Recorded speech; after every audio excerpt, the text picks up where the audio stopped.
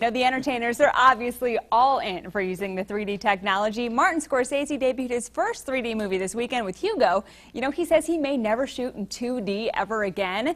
Spielberg, he's going to take his shot at the format in the upcoming Adventures of Tintin. And of course, James Cameron, he used it to create the best-selling movie of all time. And by the way, Cameron loved Hugo.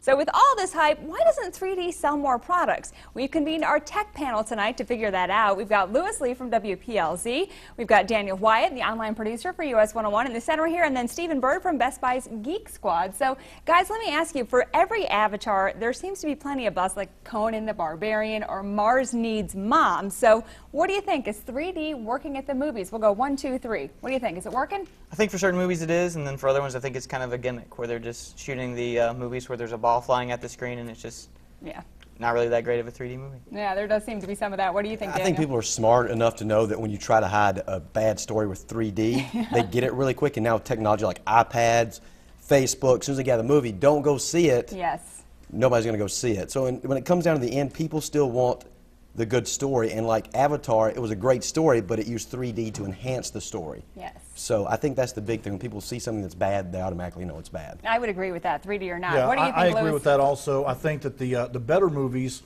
like Captain America, Avatar, these movies that are just using the 3D effect just to add depth to the scene, that's fine. But the gimmicky stuff going at the camera, that's not going to last. Well, how about 3D TV? We're 1 year in. The sales have been they're much farther below projections than everyone was thinking. Even James Cameron says the technology, is it cutting it at home? What do you think? Again, 1, 2, 3.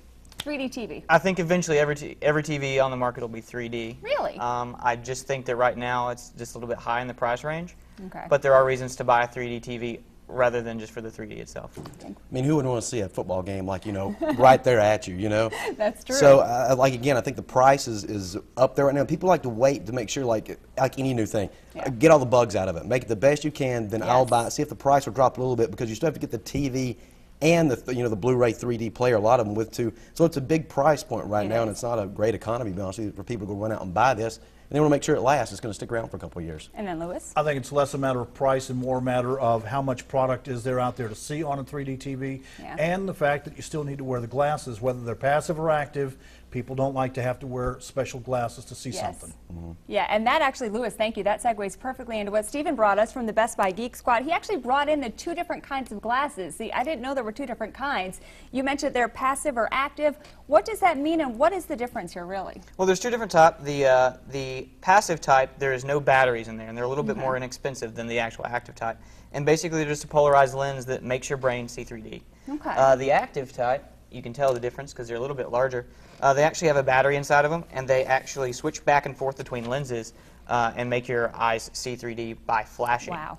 So there's actually an emitter on the TV that tells actually tells the glasses when to switch back and forth between the 2. Now, does it depend, say, if you buy like the Samsung, do you have to get the passive, do you have to buy the active, or do they both work with all the media types? With the active glasses, you buy it brand specifically, and then with the passive glasses, they're pretty much all the same. You can buy a generic brand, or you can go with the brand that's with the TV.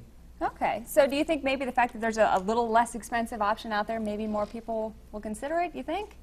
I think so. I think the price will come down, and I also think the technology will eventually get there one day where there'll be no glasses. All right, wonderful. Well, thank you guys so much for being here. I really appreciate it. So I guess the big question now is, are people going to be buying the 3D TVs this holiday season? I think we're going to have to check back in with Best Buy and retailers like that to find out after the Christmas season. But now let's head over to John.